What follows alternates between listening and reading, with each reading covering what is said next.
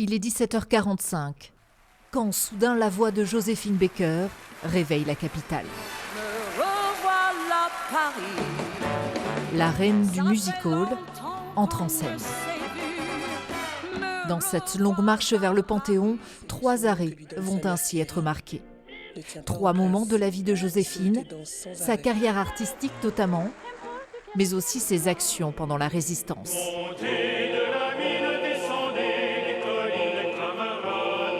Fulgurante de beauté et de lucidité dans un siècle d'égarement, elle fit, à chaque tournant de l'histoire, les justes choix, distinguant toujours les lumières des ténèbres.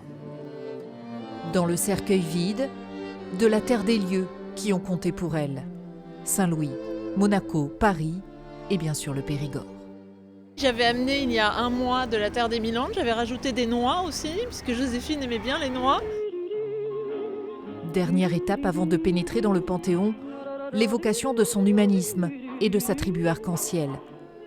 À l'intérieur, les enfants de Joséphine Baker assistent, émus, à la cérémonie.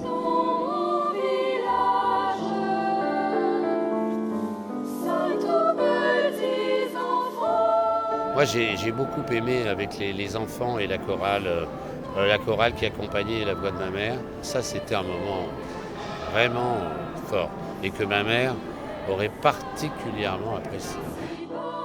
Elle considérait que toute sa reconnaissance allait à la France, donc pour elle, c'était même un trop grand cadeau, mais finalement, elle était très fière parce que le costume qu'elle adorait, enfin par-dessus tout, c'était son costume militaire avec ses médailles accrochées dessus. Vient alors le moment solennel de l'ouverture des portes du Panthéon. Joséphine Baker rentre dans l'histoire de France, bien des années après avoir ravi le cœur des Français.